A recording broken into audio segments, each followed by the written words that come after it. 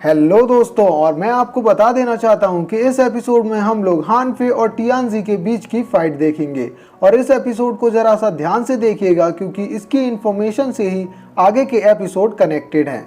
Episode की starting में हम लोग हान फे और मिस जीनू को कोल्ड पैलेस के अंदर देखते हैं। और यहाँ कोल्ड पैलेस का मतलब ऐसे पैलेस से है जहाँ अब कोई भी नहीं रहता हो और यहाँ बस उन्हीं को रखा जाता है जो एम्परर की फैमिली के हों और उन्होंने एम्परर की बात ना मानी हो। और इसीलिए एम्परर ने हान फे को भी इसी पैलेस में बंद करके रखा था। तभी मिस जीनू हान फे से पूछती हैं कि ये पैलेस इतना ज़्यादा सुंदर है फिर भी यहाँ पर इतना सन्नाटा क्यों रहता है। तो हान फे उसे बताता है कि ये पैलेस कोल्ड पैलेस है और किसी ज़माने में यहाँ पर एक पावरफुल मास्टर रहा करता था और उस मास्टर की यादें आज भी इस पैलेस में कैद हैं। जिस पर मिस जीनू उससे मास्टर के बारे में पूछने लगती हैं। फिर हान फे उसे बताता है कि पैलेस कभी ज़ैंग स्टेट का हुआ करता था और ये सब ज़ैंग स्टेट के किंग ड्यूक जोंग का था।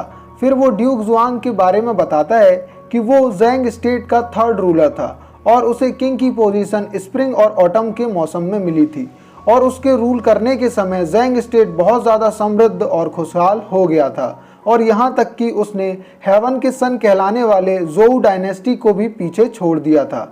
और जोऊ डायनेस्टी की पावर तब से कम हुई जब से जोऊ किंग पिंग ने जोऊ स्टेट की कैपिटल को पूर्व की तरफ शिफ्ट कर दिया। लेकिन जोऊ स्टेट के किंग को ड्यूक ज़ैंग की समृद्धि देखकर जलन होने लगी। इसीलिए सन ऑफ हेवन कहलाने वाले जोऊ किंग ने 4 स्टेट के साथ मिल करके ड्यूक ज़ैंग पर हमला कर दिया। लेकिन उसके बाद ये चारों राज्य आपस में ही लड़ने लगे। फिर वो आगे बताता है कि उसके टीचर जुनजी ने अपनी बुक वांगवा में इस सब इंसिडेंट के बारे में लिखा है। उसमें लिखा है कि 5 हेजामेंस का जब उदय हुआ और चू अथॉरिटी के किंग जुआंग ने अपनी पावर को आंकना शुरू किया तो ज़ैंग स्टेट की समृद्धि खत्म होने लगी। फिर वो ग्रेट मैन यू के बारे में बताता है कि उन्होंने हेवन के सीक्रेट को जान करके इस वर्ल्ड को 9 स्टेट्स में डिवाइड कर दिया और उन्होंने दुनिया के सभी सुपरनेचुरल बीइंग्स की पावर को इकट्ठा करके साथ मिलाकर एक पावर बनाई, जो पावर पहले जिया सेक्ट, उसके बाद सैंग सेक्ट और उसके बाद जाओ डायनेस्टी के पास पहुंच गई। और ग्रेट मैन यू ने ये सब इसलिए किया था ताकि सभी 9 स्टेट आपस में एकता में बने रहें। और साथ में उन्होंने एक पोजीशन भी निकाली जिसका नाम सन ऑफ हेवन था और ये पोजीशन उनके पास होती थी जिनके पास ये पावर है।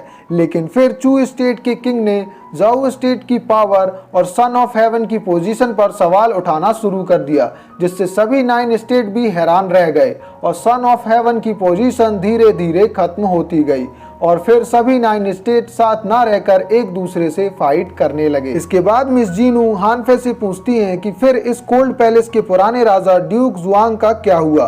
तो हान फे उसे बताता है कि भले ही 5 हेगमन्स बहुत ज़्यादा स्ट्रॉन्ग थे लेकिन ड्यूक जुआंग की अचानक बहुत ज़्यादा पावर बढ़ चुकी थी और उसने 5 हेगमन्स से फाइट की और फिर ज़ैंग स्टेट में कोई भी शासन करने वाला नहीं बचा। और इन सभी चीज़ों की शुरुआत इस पैलेस से ही जुड़ी हुई है। फिर मिस जीनू हान फे से पूछती है कि ड्यूक जुआंग की अचानक इतनी ज़्यादा पावर कैसे बढ़ गई। तो हान फे बताता है कि इसके बारे में आज तक किसी को भी नहीं पता चला, लेकिन हान फे भी ये जानना चाहता है कि आखिर उन्हें इतनी ज़्यादा पावर कैसे मिल गई। इसके बाद मिस जीनू हान फे से कहती हैं कि तुमने बहुत ज़्यादा कहानियाँ सुना ली, ये नहीं बताया कि यहाँ पर हम किस लिए मिलने आए हैं और कहीं ऐसा तो नहीं कि तुम सिर्फ वाइन पीने के लिए मेरा साथ मांग रहे हो। पर हान फे उसे बताता है कि भले ही वो बहुत बड़ा वाइन का लवर हो पर वो हमेशा वाइन पीने की नहीं सोचता। इस पर मिस जीनू हान फे से आगे का प्लान पूछती हैं, पर हान फे मिस जीनू का जवाब नहीं देता, जिस पर मिस जीनू कहती हैं कि अगर हान फे यहाँ पर सीरियस नहीं हुआ तो वो यहाँ से चली जाएंगी। फिर हान फे मिस जीनू को बताता है कि नाइटफॉल जनरल और टियानजी आपस में मिले हुए हैं। इस पर मिस जीनू हान फे से पूछती हैं कि अगर ऐसा है तो फिर हान फे क्राउन प्रिंस को बचाने की जगह यहाँ पर कोल्ड पैलेस में क्या करने आया है, जिस पर हान फे उसे कोई भी जवाब ना देते हुए उसे आगे चलने के लिए कह देता है। फिर ये दोनों कोल्ड पैलेस के खंडर में पहुंच जाते हैं जहां पर हान फे मिस जीनू से टियानजी का ये सब करने का पर्पस पूछता है। पर मिस जीनू को भी कुछ नहीं पता था कि आखिर टियानजी अपने साथियों के साथ मिलकर क्राउन प्रिंस के बदले में क्या लेना चाहता है। फिर हान फे कहता है कि उसके हिसाब से टियानजी को आज़ाद कराने वाला नाइटफॉल है और जो कि जनरल के इशारों पर काम करता है और फिर टियानजी ने क्राउन प्रिंस के मेंशन में ही उसे हॉस्टेज बना के रख लिया और जनरल ने सारे इंपीरियल गार्ड्स को एम्परर के पैलेस से हटा करके रेस्क्यू मिशन में लगा दिया। और इससे साफ जाहिर होता है कि जनरल और टियानजी आपस में मिले हुए हैं। ये सुनकर मिस जीनू समझ जाती हैं कि टियानजी का मेन टारगेट क्राउन प्रिंस नहीं है और वो उसे कैद करके बस सभी को भटका रहा है, जबकि उसका रियल मोटिव तो कुछ और ही है। जिस पर हानफे उसे बताता है कि अगर टियानजी को बदला लेना होता तो वो क्राउन प्रिंस को पल भर में ही मार देता, जैसे उसने अपने ही बायू के लोगों को मार दिया। और क्राउन प्रिंस हान स्टेट का आने वाला किंग है, तो उसके बदले में हान स्टेट टियानजी को कुछ भी देने के लिए तैयार जरूर हो जाएगा। इसलिए उसने क्राउन प्रिंस को ही कैद करना सबसे बेहतर समझा। तभी मिस जीनू घबरा कर हानफे से कहती हैं कि कहीं ऐसा तो नहीं कि टियानजी का अगला टारगेट एम्परर हो, क्योंकि अब पैलेस में एक भी इंपीरियल गार्ड नहीं है। जिस पर हानफे जीनू को बताता है कि अगर टियानजी को एम्परर को मारना होता तो वो कब का मार देता, पर उसे कुछ और ज्यादा इम्पोर्टेंट चीज चाहिए। फिर हानफे मिस जीनू को बताता है कि ये कोल्ड पैलेस क्राउन प्रिंस के मेंशन और इंपीरियल पैलेस के बीच में मौजूद है।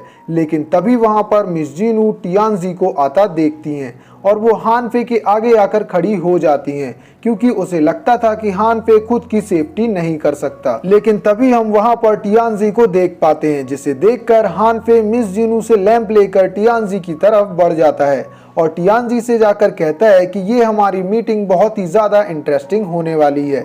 जिस पर टियानजी उसे कहता है कि मौत से मिलना कोई इंटरेस्टिंग बात नहीं है और हानफे को कुछ देर में ये समझ आ जाएगा। जिस पर हानफे उसे कहता है कि उसने ऐसे बहुत से लोगों को देखा है जिन्हें मर जाना चाहिए था, पर वो अभी तक जिंदा वापस लौट आए हैं और इसीलिए उसे मौत से कोई भी डर नहीं है।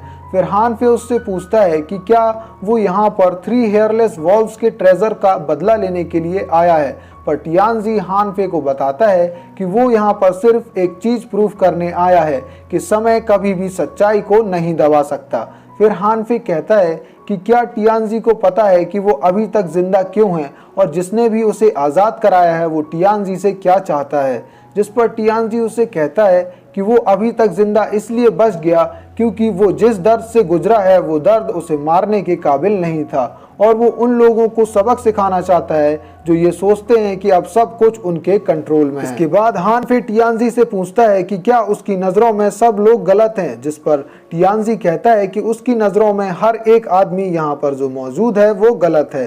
फिर हानफे उसे समझाता है कि वो टियानजी का दुश्मन बिल्कुल भी नहीं है, जिस पर टियानजी कहता है कि भले ही क्विक स्टैंड से उसकी कोई भी दुश्मनी ना हो, पर अगर वो उनके रास्ते में आएगा तो वो पूरे क्विक स्टैंड को मिटा करके रख देगा। और तभी हम देखते हैं कि क्योशिमो ने हानफे के पीछे से उस पर अटैक कर दिया है, लेकिन तभी मिस जीनू स्नेक स्वॉर्ड की मदद से क्योशिमो को हानफे से दूर कर देती हैं और फिर वो हानफे से कहती हैं कि अगली बार जब ड्रिंक करने आओ तो मुझे साथ में लेकर बिल्कुल भी मत आना।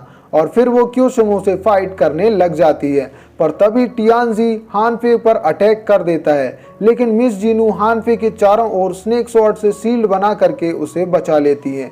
पर इसका फायदा उठा करके क्योशिमो मिस जीनू को चोट पहुंचा देता है, जो देख करके हानफे मिस जीनू को संभालने लगता है और हानफे को बहुत ज्यादा गुस्सा आ जाता है, लेकिन टियानजी उसकी तरफ आगे बढ़ने लगता है। पर तभी हम देखते हैं कि वहां पर बहुत सारे सोल्जर्स आ जाते हैं और वो टियानजी और क्योशिमो को चारों तरफ से घेर लेते हैं। फिर टियानजी कहता है कि हानफे तुम कह रहे थे कि हम दोनों दुश्मन नहीं हैं, फिर इतने सारे सोल्जर्स तुम यहाँ पर बुलाकर क्या साबित करना चाहते हो। ये सुनकर के हानफे कहता है कि तुम्हारे जैसे दोस्त से मिलने के लिए बिना प्रिपरेशन के आना समझदारी नहीं थी, इसीलिए उसने पहले ही सोल्जर्स को तैनात कर दिया था। पर टियानजी हानफे से कहता है कि ये सोल्जर्स उसे बिल्कुल भी नहीं रोक पाएंगे और तुम्हारा ये सोचना बिल्कुल गलत है कि ये सोल्जर्स तुम्हें मुझसे बचा लेंगे। और उसके बाद टियानजी अपने एक ही बार में वहां खड़े बहुत सारे सोल्जर्स को मार देता है और उसके बाद क्योशिमो वहां पर मरे लोगों को अपने ब्लैक मैजिक से ज़ॉम्बी बना देता है और फिर टियानजी अपने चारों तरफ बहुत बड़ा ब्लैक ऑरा क्रिएट करने लगता है और उसमें से बहुत बड़े बड़े ब्लैक स्नेक्स बाहर आने लगते हैं, जिसे देख करके सारे सैनिक डर जाते हैं और हानफे भी उन स्नेक्स के सामने ही खड़ा था और टियानजी उस पर बस अटैक करने ही वाला था। और यहीं पर हमारा एपिसोड एंड हो जाता है। बट नेक्स्ट एपिसोड में हान फे की रियल पावर हमें देखने के लिए मिल जाएगी और साथ में उसकी स्वॉर्ड द नीलिन भी दिखाई देगी। लेकिन उसकी स्वॉर्ड द नीलिन के साथ में कुछ मिस्टीरियस थिंग जुड़ी हुई हैं जो आपको नेक्स्ट एपिसोड में ही पता चल पाएंगी।